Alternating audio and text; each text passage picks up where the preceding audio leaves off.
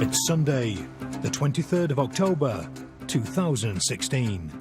The day Guy's record attempt will begin. Overnight news has spread of his plan to cycle across a desert feared by the locals. Taklamakan Desert is only a tad smaller than Germany. 130,000 square miles of shifting sand desert. An impromptu departure ceremony has been prepared by the town's government. Guy's only preparation last night was dinner bought from a roadside stall. Went down the street and had a bit of them kebabs on them.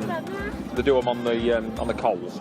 I had one of those last night. Had a couple of them. We might get a few punches. I've got a couple of inner tubes with us. There's not really a lot else to go wrong with my bike. I've got some oil for the chain.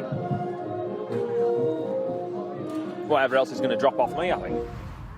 The route will take him from the northern edge of the desert in Luntai to the next nearest town, Chiemo, 341 miles away.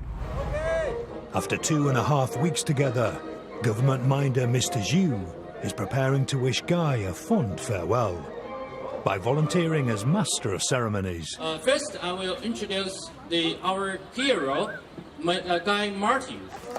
He is a public figure, the most famous mechanics and motorbike racer all over the world.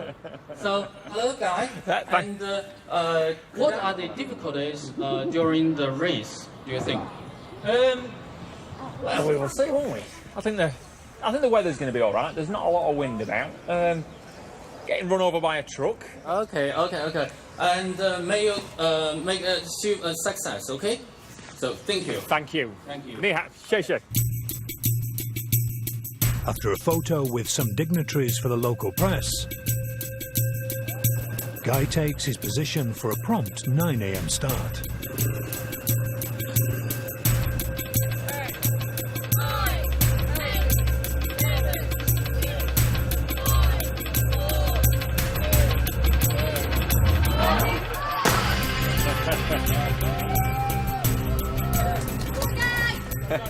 Cheers, mate. Cheers, mate. Guy begins enthusiastically. If anything, he started too fast for a ride that might last 2 days. In the middle of a police escort, he's pedalling at 23 miles per hour. We've got a rickshaw overtake. First scalp of the trip. Police escort out of the city. Yeah, all the traffic lights. Didn't matter, just go through the red lights. Yeah, it was great. The authorities have closed the roads to proudly show off Guy to the local residents. Unfortunately, and unbeknownst to Guy, the police escort is taking him the long way out of town. What was already a daunting 341-mile mission just got 6 miles longer.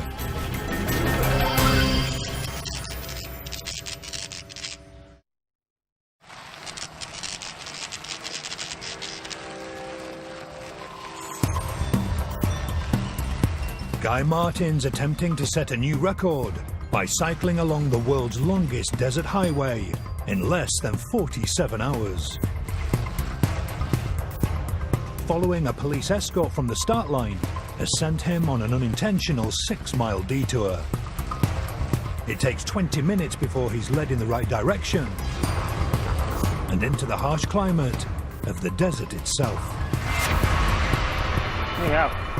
For it to be a desert, it can't have any more than 250 millimetres of rain a year. Whereas Taklamakan only has 50 millimetres of rain a year. So it's not on the borderline of being a desert. No, it's a proper desert. But dry weather doesn't mean it's always hot. 1 degree, we're all right.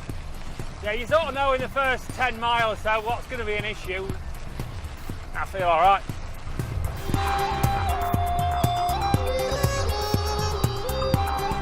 Guy's heading for Highway 1. The only road through the desert and a route that saves drivers 3 days travelling. It gets very busy.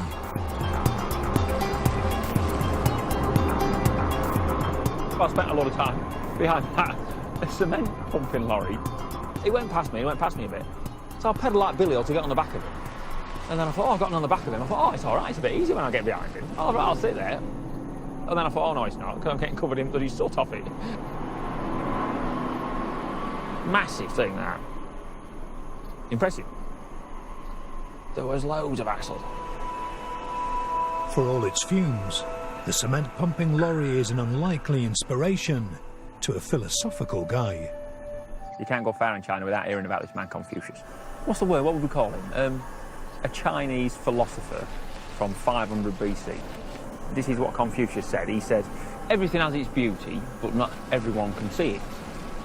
The English translation to that would be, beauty is in the eye of the beholder.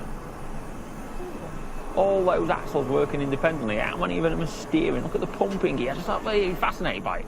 Well, you would just think, what are you looking at? What are you looking at? But I can see it because I'm into that sort of thing. After 90 minutes of riding, Guy joins Highway 1. He's now entering the so-called Desert of Death. The Uyghur translation of Taklamakan is you're going in, you're not coming out. That's it. Yeah, we're straight now to the finish. What's that about? Another 300 miles.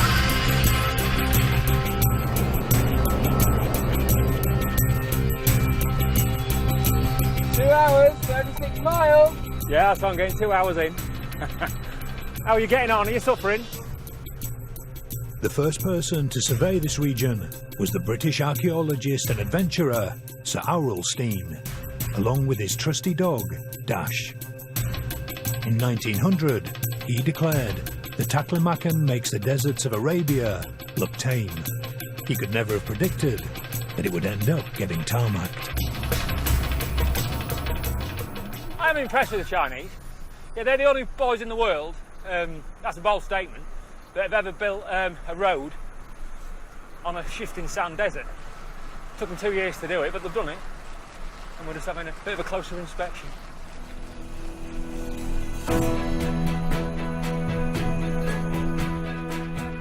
Winds up to 150 miles per hour mean the Taklamakan's dunes are constantly moving and, left unchecked, would engulf the road with sand.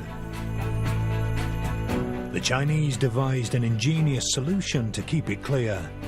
They planted rows of bushes along the roadside, shielding the highway from sandstorms. The plants are watered by an irrigation system connected to vast underground reservoirs, with enough hosepipe to stretch halfway around the world.